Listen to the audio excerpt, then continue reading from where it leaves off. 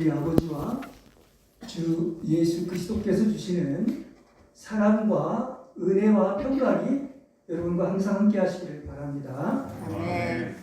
자, 오늘은 좀 전에 우리 김성현 목사님이 읽으신 베드로후서 1장 20절에서 21절의 말씀을 가지고 우리 루터가 말한 종교의 원리 성경만으로를 가지고 여러분과 함께 은혜를 나누고자 합니다. 세상에는 많은 책이 있고 또 많은 경전이 있습니다.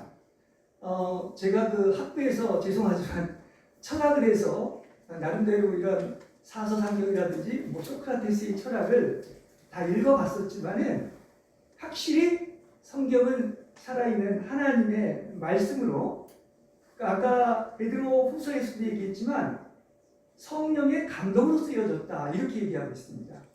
그래서 이것을 하나님의 혹은 숨을 내신 것으로 이렇게 번역을 할 수가 있는데, 이런 면에서 보면 역시 근본적으로 성경은 다른 겁니다.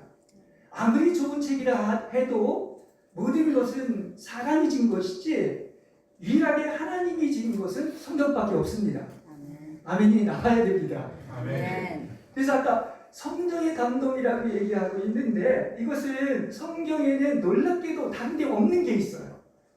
그럼 다른 그 유명한 불경도 있고 다른 힌두교의 바람의 어떤 경전도 있지만은 유일하게 왜 성경이 그런 책들하고 다르냐고 하면 여기에는 하나님의 영이 계십니다. 아멘. 성령이 함께 하시는 것입니다. 할렐루야. 아멘. 굉장히 중요한 의미가 있어요. 그래서 우리 주님이 말씀하시기를 내가 너에게 이른 말씀이 그것이 영이고 생명이다 이렇게 분명히 얘기하고 있습니다.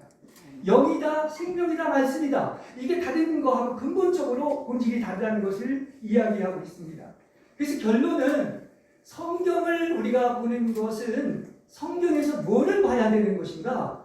우리가 영생을 얻을 줄 알고 성경을 상고하는데 그것은 바로 나에 대해 증거하는 것이다. 한마디로 얘기하면 그리스도를 아는 거예요. 아멘. 여긴 별로 아멘이 잘 안 나오는 것 같은데 죄송합니다. 이사야서 40장 8절에 보면 이런 얘기를 하지요.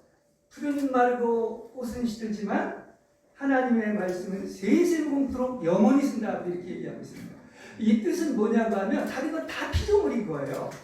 그럼 영원히 계신 분은 말씀이신 하나님, 특별히 그리스도밖에 없다는 사실을 아시길 바랍니다. 아멘. 성경은 이걸 얘기해 주고 있다는 사실이에요. 그래서 태초에 계셨던 그 로고스인 말씀이 육신을 입고 오신 분이 바로 예수 그리스도인 거예요. 우리가 믿는. 아멘. 그렇지 않습니까?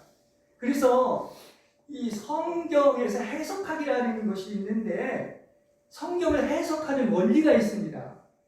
그것이 바로 제가 이제 오늘 얘기하는 베드로 후서 1장 20절에서 21절의 말씀입니다. 여기 보면 제가 다른 번역으로 읽겠습니다. 성경의 어떤 예언도 사람 자신의 견해에서 나오질 않았다. 사람의 생각에서 나오는 것이 아니고 사람들이 성령에 이끌려서 하나님께 받아 말씀한 것이다. 이렇게 얘기를 하고 있습니다. 아까 우리 김성민 목사님은 그것을 이제 본래 옛날의 성경대로 하면 성경의 예언은 마음대로 사사로이 풀어서는 안 된다. 이렇게 얘기하는 거예요. 그렇죠? 그러니까 성경을 우리는 보는 안목이 있어야 되는데 이게 성서 해석이거든요. 좀 통전적으로 인테그리티라고 해서 성경을 어느 부분만 보면 안 돼요. 이건 이단들이 많이 하는 짓입니다. 성경 전체를 보시기 바랍니다. 그래서 신구약 전체를 가지고 풀어야지만이 성경에서 그리스도를 발견할 수 있는 거예요. 여러분 잘 아는 이사야 34장 16절에 보면 그렇습니다. 여호와의 책을 찾아서 읽어봐라. 이것들 가운데 하나도 빠진 것이 없고 짝이 없는 것이 없다. 이 말은 다 연결이 된단 말이에요. 그죠? 그래서 이것은 그분의 영이 그것들을 모은 까닭이다. 이렇게 얘기를 하고 있습니다. 이게 성경이라는 거야. 성경은 따로 있는 게 아니라 다 연결되는 거예요. 여러분 신약이 그 12사도와 예수님이 오시기 전에 예수님이나 그 사도들이 인용한 말씀이 다 어디를 근거로 했느냐면 구약을 인용을 하고 있는 것을 볼 수가 있습니다. 그래서 그 숫자를 세봤는데 어느 신학자가 숫자를 세봤는데 예수님이나 사도들이 구약을 인용한 것이 몇 번인 줄 아십니까? 그 시월에 대한 직접 예언은 300번, 간접 예언까지 하면 450번이고 구약은 전체를 이용한 것이 1500번 됩니다. 별로 놀랍지 않네요. 그러니까 이것은 다른 분이 있다는 게 아니에요. 1500번이나 구약이 인용되어 있다는 그런 얘기인 것입니다. 그러니까 저자는 40명이라고 얘기를 할 수가 있지만 사실은 이거 누가 된 거냐? 한 분신 하나님의 영으로서 성령에 의해서 쓰여진 책임을 아시길 바랍니다. 그러니까 사람이 쓴 게 아니야. 이거 성령이 지셨다 이렇게 이야기를 할 수 있습니다. 그래서 이거 뭐 성서 해석하기도 얘기를 하지만 우리는 성서를 전체를 봐야 되고 그다음 신약은 어디에 근거해야 된다? 자꾸 다른 많은 책들이 있지만 분명한 사실은 구약을 근거해서 풀어야 되는 거야. 아멘. 그죠? 그래야 신약이 풀리는 거야. 그럼 우리는 더 좋은 시대에 살고 있단 말입니다. 그럼 우리는 뭘 갖고 풀어야 돼? 성서가 성서를 풀어야 되는 것인데 구약과 신약에 근거해서 여러분 성경을 풀어야 될 줄로 믿습니다. 아멘. 그래서 아무리 귀한 보배가 할지라도 구슬이 성활이라도 뭐예요? 깨워야 보배가 되는 거야. 이 말을 쉽게 얘기한다면 창세기부터 계시록까지 전체로 하나로 깨워져야 된다는 얘기인 것입니다. 아멘. 그렇죠? 예, 이렇게 전체로 보는 여러분이 되시길 바랍니다. 아멘. 그렇죠? 그럼 쉽게 얘기해서 하나 예를 들어볼게요. 여러분, 아니 복음서가 예수님 얘기하는 곳인데 그럼 요한복음만 있으면 되지 왜 사복음서가 있느냐 이렇게 얘기할 수가 있는데요. 우리가 뭐를 보려면 철학에서 분명촉상이다, 뭐 와중지하다 하는 이런 말이 있는데 어느 한 부분만 보고서 그게 전체라고 보는 착각을 하고 있단 말이에요. 그래서 우리가 보는 한국이 뭐냐? 동서남북에서도 보고 하늘에서도 내려다봐야 돼요. 그래야 전체적으로 통전적으로 완전히 볼 수가 있다는 것을 알 수가 있습니다. 그래서 하나의 예를 들면은 왜 사복음서가 있느냐고 하면 이제 여러분은 뭐 좀 생소할지는 모르지만 에스겔서나 이런 계시록에 보면 네 생물이 경배드리는 이 장면이 나옵니다. 근데 네 생물이 뭔지 아시죠? 아마 유럽에 여행 간 사람들이 이 네 생물에 대해서 굉장히 많은 여행 안내자들이 얘기하는 것을 알 수가 있습니다. 그러면 마태복음은 한 면에서 동쪽에서 예를 들어서 본다고 하면 이것은 뭐를 얘기하는지 아십니까? 왕중왕인 왕위로 오신 그리스도를 얘기하고 있는 거예요. 아멘. 그죠? 예. 생소하십니까? 당연한 얘기를 지금 하고 있는 건데. 그래서 백수의 왕이 뭐죠? 사자. 사자예요. 그래서 사자의 얼굴을 하고 있는 거야. 네 생물 중에서. 그럼 또 마가복음은 우리 그 콩콜디에서 출판하는 것이 있는데 바로 뭐냐면 이것은 종으로 오신 메시아입니다. 정말 대속제물로 희생하기 위해서 왔기 때문에 이 희생의 상징이 바로 어떤 동물이죠? 바로 소인 거예요. 이거 다 지금 성경 얘기를 하고 있는 겁니다. 딴 얘기 안 해요, 저는. 그렇지 않습니까? 그 다음에 누가복음은 바로 뭐냐고 하면 인성을 입고 오셔서 사람임에도 한 번도 죄를 범하지 않고 완벽한 삶을 살았는데 그 얼굴이 네 생물 중에 어떤 얼굴이죠? 그게 바로 사람의 얼굴인 거야. 그렇죠? 그리고 나아가서 이제 요한복음은 독수리복음이라고 해가지고 하늘의 관점에서 그리스도를 얘기해주고 있는 거예요. 신성에 대해서 얘기해주고 있는 것입니다. 이렇게 동서남북과 하늘의 관점에서 이렇게 신성과 인성을 완벽하게 이야기하는 것이 성경이고 그것은 오직 하나가 그림으로 그려지는 겁니다. 신구약 전체를 빼보면 거기에서 무슨 그림이 그려진다? 그리스도가 보여야 되는 거예요. 그러니까 성경 어디를 읽어도 그게 바로 그리스도에 대한 얘기가 돼야 되는 거예요. 그게 성경을 바로 보는 방법이다. 이렇게 이야기를 할 수가 있겠습니다. 그렇잖아요. 독수리, 사자, 뭐 이런 여러 가지들이 아주 통전적으로 보고서 이런 얘기를 한 것입니다. 그래서 이게 이제 우리 루터 선생님이 얘기한 것처럼 뭐가 뭐를 해석해? 성서가 성서를 해석하는 거예요. 우리는 성거는 그냥 결론으로 얘기하고 사족을 많이 붙이는데 루터는 성서 하나면 됐다고 했어요. 충분하다고 했습니다. 그렇죠? 그렇게 성경이 중요한 거예요. 성경이 열리면 성경 전체가 보이게 될 줄 너무 믿습니다. 이게 성서가 성서를 해석하는 거야. 그러니까 딴 데서 해석하려면 오류가 범할 수가 있지만 구약의 근거에서 신약이 풀어지고 우리는 구약과 신약의 근거에서 성서가 풀어진다. 이 원리를 얘기하고 있는 것입니다. 그래서 참 우리가 루터교지만은 참 우리가 그 루터의 공헌이 대단합니다. 이 성서로 돌아가다 성서의 재발견 17년의 정기개혁을 했지만 사실 본격적인 정기개혁은 제가 볼 때는 1522년인 것 같아요. 성서 신구약을 완전히 번역하면서 거기에서 성서를 재발견하는 것을 알 수가 있습니다. 그래서 결국 성서는 진리를 회복하기 때문에 진리를 회복하는 것이었고 모든 초점은 바로 뭐죠? 결론은 항상 예수 그리스도예요. 아멘. 초점은 그리스도를 향하여 그리스도만으로 그리스도를 발견하는 것이다. 이렇게 이야기를 할 수 있습니다. 아멘. 예. 그렇게 복잡하지가 않아요. 다른 게 섞이질 않았어요. 복음은. 그 깨끗하고 순전한 것입니다. 그 성경은 영적 세계인 유일한 실제가 바로 뭐다? 다른 건 다 피조물이다. 세세공토록 영원한 것은 유일한 실제이신 영원히 서 있는 그리스도의 말씀밖에 없는 줄 믿습니다. 아멘. 그것이 말씀이신 그리스도이신 분을 얘기하고 있는 거예요. 아멘. 그렇죠? 그래서 바울의 말처럼 나는 아무 얘기도 안 전한다. 오직 그리스도를 전하는데 십자가에 못 박힌 그리스도 외에는 아무것도 알지 않기로 작정을 했다. 이렇게 이야기를 하고 있습니다. 이 말을 좀 다른 말로 풀면요. 하나님을 알려면 여러분 시각이나 감각이나 어떤 이성이나 지성을 갖고 푸는 게 아니란 말입니다. 본질인 그리스도로 돌아가는 것인데 그래서 이것은 오직 믿음으로만 받아들일 수 있는 거예요. 아멘. 영적 세계는 믿음으로 받아들이는 세계입니다. 시간이나 청각이나 이것은 어떤 세상의 지식이나 지혜를 얘기하고 있는 거예요. 그러니까 우리가 실제 성경을 안다. 바로 안다는 게 이렇게 중요한 것을 알 수가 있습니다. 바울이 고린도후서 5장 16절에 보면 우리가 이제는 더 이상 그리스도를 육체를 따라서 알았지만 이제는 더 이상 그렇게 알지 않고 뭘로 한다? 영으로 한다. 아니 그럼 육체로 하는 게 뭘고 영으로 하는 게 뭐냐? 육체로 하는 것이 머리로 지식으로 하는 거예요. 이건 지식에 불과한 겁니다. 하나님을 못 만나요. 그렇죠? 그럼 영으로 하는 것은 뭐냐? 바로 성령 안에서 주를 아는 것으로서 기묘하게도 어디서 알려지는 것이냐? 여러분 어디서 알려질까요? 하나님은 어디서 할까요? 여기서 하는 게 아닙니다. 이거 이성이나 지성에서 나오는 신앙에서나 얘기하는 거예요. 어디서 나오는지 아십니까?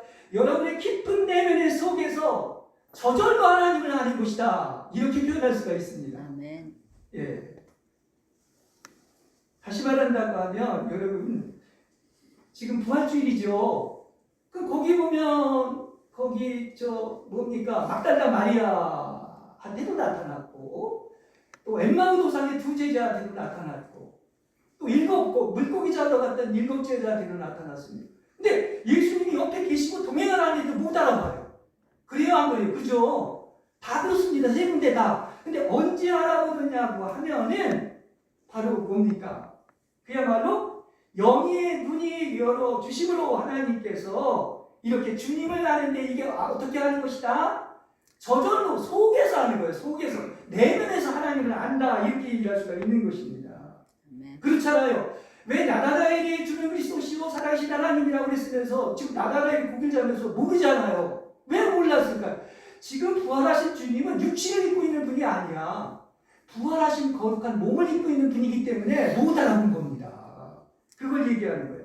그러니까 하나님을 알려면 어떻게 하는 것이다? 이게 영으로 하는 것인데 영으로 한다는 것은 여러분의 속에서 자기도 모르게 아는 것이므로 이것이 하나님은 영이시기 때문에 어떻습니까? 우리의 내면에 가장 깊은 곳에 사람의 영이 있어요. 그래서 하나님의 영과 사람의 영이 만나는 것이 바로 예배다. 이렇게 얘기할 수가 있는 것입니다.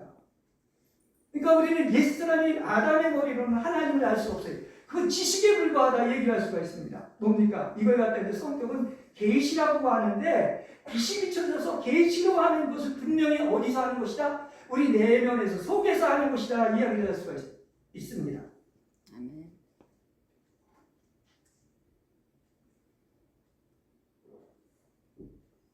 고린도후서 이제 10장 2절에서 5절을 보면 견고한 징이라, 견고한 요새라는 말이 나오는데 견고한 징은 뭐냐면 여러분 놀라지 마세요. 그게 사람의 생각이나 이론이나 사상에서 나온 거야. 다시 한번 집에 가서 읽어보세요. 이걸 깨트려야 된다는 거야. 아멘. 그래야 하나님을 만난다고 얘기를 하고 있습니다. 얼마나 많은 것들이 사람의 머리에서 이론에서 사상에서 신앙에서 나오고 있습니까? 그렇죠? 특히 생각이라고 하는 것은 사람이 타락한 이후에 마귀가 역사하는 곳이에요. 생각을 통해서 하나님을 아는 게 아닙니다. 나중에 영으로 안다는 생각을 하는 겁니다.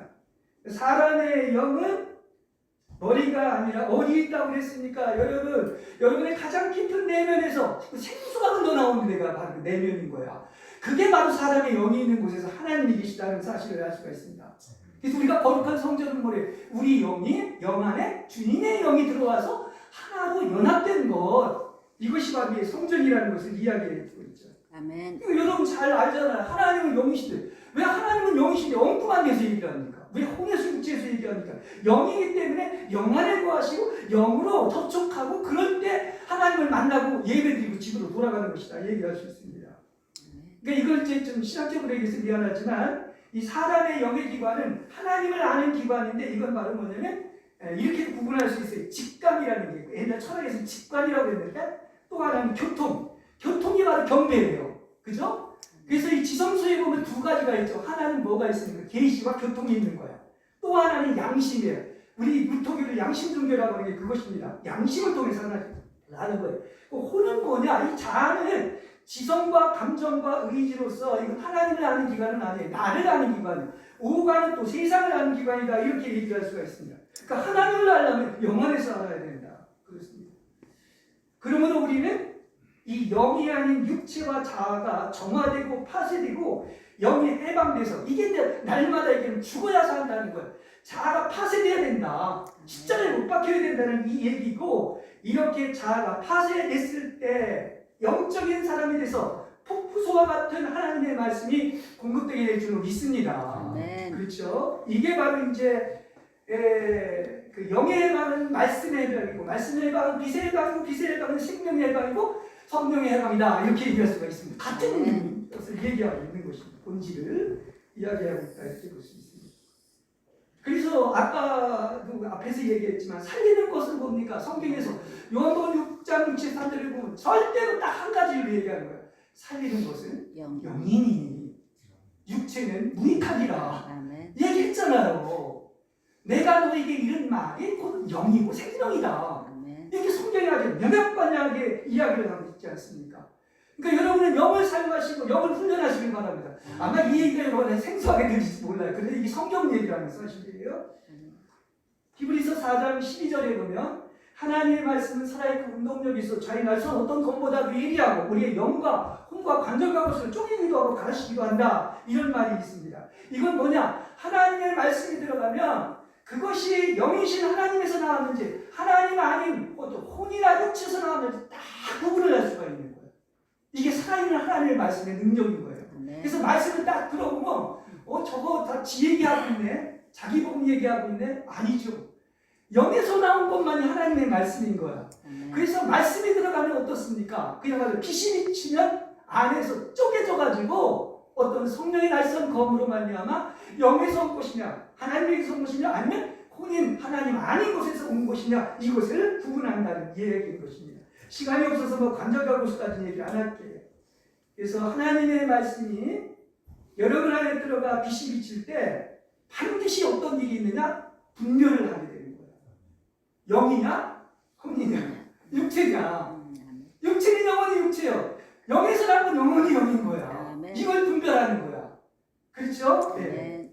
그렇습니다. 그러면 다 알 수가 있는 거예요. 무엇이 잘못되고 무엇이 옳은 것인지를 분별하게 될 줄로 믿습니다. 아멘. 이렇게 살아있는 하나님의 말씀은 어떻습니까? 사람과 혼을 반드시 분별시킨다는 사실을 아시고 참 이것은 하나님의 은혜라고 생각을 합니다. 그래서 성경은 크게 보면 쉽게 말해서 성경은 그냥 오직 그리스도만으로밖에 없어요. 입만 열면 그리스도만으로고 그래서 둘 중에 하나인 것입니다.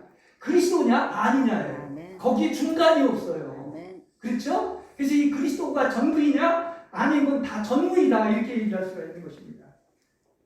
그래서 아까 김동진 목사님 설교에서 읽었지만 이 설교가 그 어떤 증참하고 검증하는 게 필요하다고 이렇게 얘기하고 있는데 이 설교는 하늘에서 온 불이에요. 인간의 불을 쓰니까 아론의 그 아들들이 금방 죽지 않습니까? 그래서 하늘의 불로 오신 영을 전하는 것으로서 오직 뭐가 되는 것이냐면 예수 그리스도를 사람들에게 분배하는 것이다.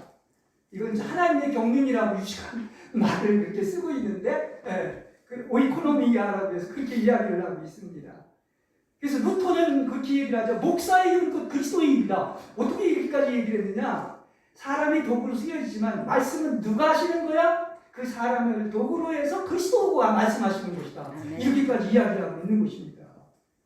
그러니까 오직 바른 복음인 영예설교만이 사람의 영광을 쪼개고 그 바울이 고린도전서 2장에서 얘기하는 영에 속한 사람이 될 줄로 믿습니다. 아멘. 구분하잖아요. 그죠? 완전히 믿지 않는 쏠리시는 혼에 속한 사람이 있고, 고린도서 3장 1절에 보면 또 뭐죠?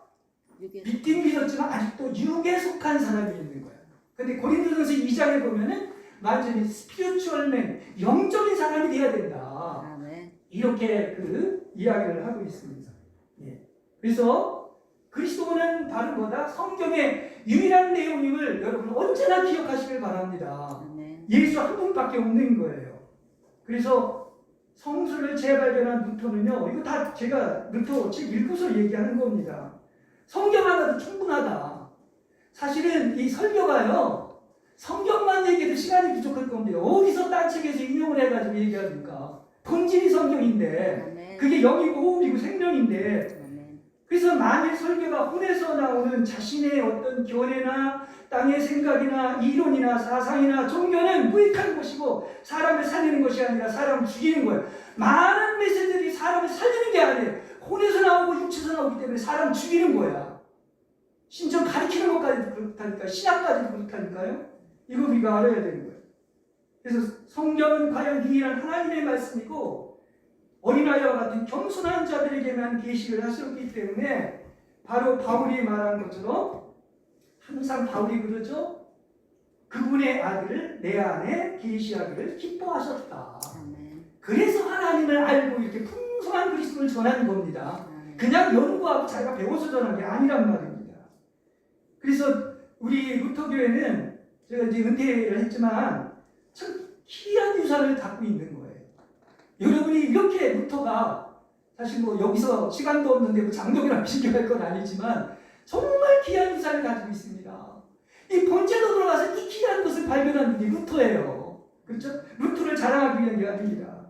그래서 루터가 얘기하는 것은 루터를 자랑하는 것이 아니라 루터가 유일하게 말하는 것은 바로 성서로 돌아가라. 그래서 이 보혜인 놀라운 말씀을 통하여 바로 그리스도를 알고 만나고 그리스도와 완전히 하나 되는 것이다. 이렇게 얘기를 하고 있습니다.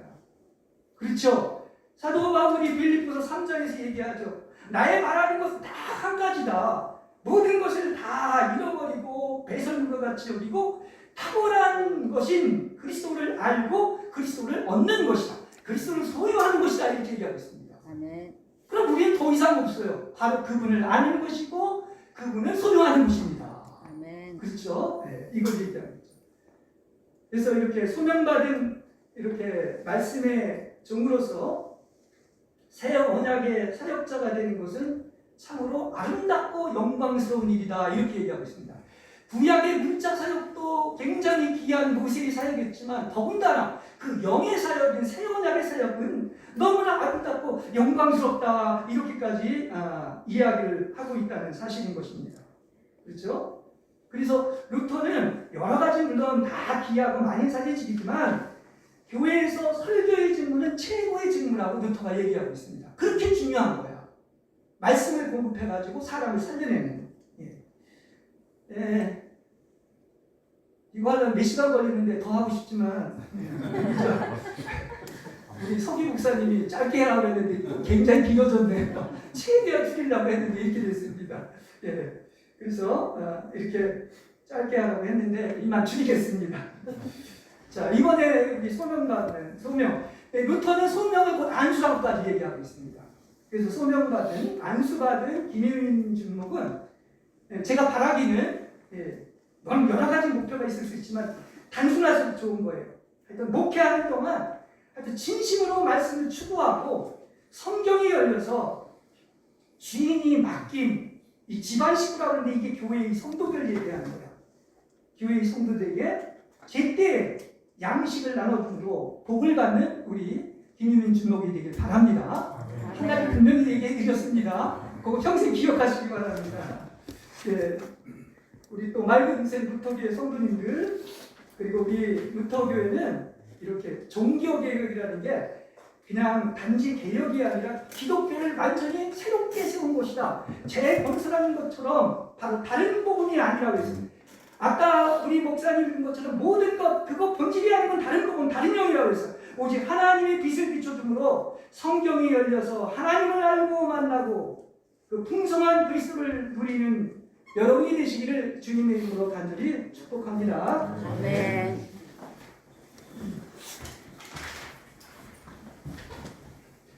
여러분 말씀 감사합니다. 이제 함께 한 목소리로 323장 부름받아 나선이고 통일 찬송은 355장입니다. 함께 찬송드리겠습니다.